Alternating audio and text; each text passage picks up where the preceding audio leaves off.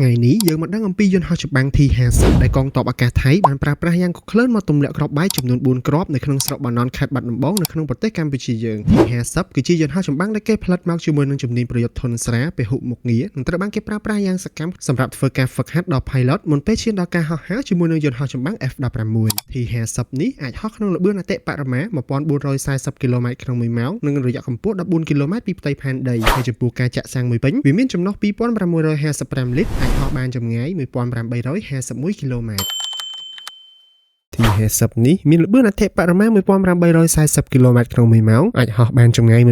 1851 គីឡូម៉ែត្រហើយប្រេងមានចំណុះ 2555 លីត្រសម្រាប់ការបញ្ជាវាត្រូវការ pilot ចំនួន 2 នាក់ដោយកៅអីខាងមុខសម្រាប់សិស្សអង្គុយនិងកៅអីខាងក្រោយដែលមានបំពាក់មកជាមួយនឹង full flight control សម្រាប់ឲ្យគ្រូបង្រៀនបញ្ជាជាមួយនឹងប្រវែងបណ្ដោយប្រហែល 13 ម៉ែត្រ T50 នេះមានទទឹង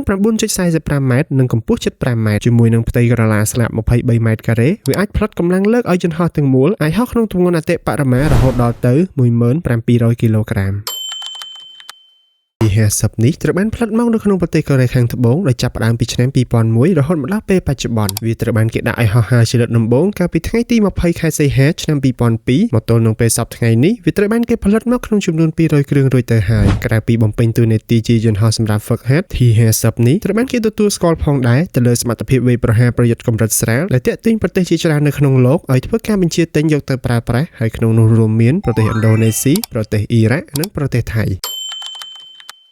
T50 ដែលកងទ័ពអាកាសថៃកំពុងតែមានប្រើប្រាស់គឺជាប្រភេទ T50TH ដែលវាមិនត្រឹមតែត្រូវបានគេប្រើប្រាស់ជាយន្តហោះសម្រាប់ហ្វឹកហាត់តែប៉ុណ្ណោះទេហើយនឹងត្រូវបានបំពាក់មកជាមួយនឹងសមត្ថភាពសម្រាប់វាយប្រហារទម្លាក់គ្រាប់បែកធន់ស្រាលផងដែរដូចជាបំពាក់មកជាមួយនឹងប្រភេទគ្រាប់បែក MK82 ដែលមានទម្ងន់ប្រហែល 230 គីឡូក្រាមអាចកំទេចអ្វីគ្រប់យ៉ាងដែលនៅជុំវិញវាក្នុងចម្ងាយ 20 ម៉ែត្រជារង្វង់ដោយសារតែទំហំតូចនិងប្រវែងខ្លីរបស់វា T50 នេះមានចំណុចបំពាក់គ្រាប់ទៅនឹងខ្លួននិងស្លាបរបស់វាចំនួន 7 ទីតាំងព្រមទាំងអាចភ្ជាប់មកជាមួយនឹងកាំភ្លើងកាណុង3 20 មីលីម៉ែត្រដែលមានទីតាំងនៅផ្នែកខាងឆ្វេងនៃគល់ស្លាបផងដែរ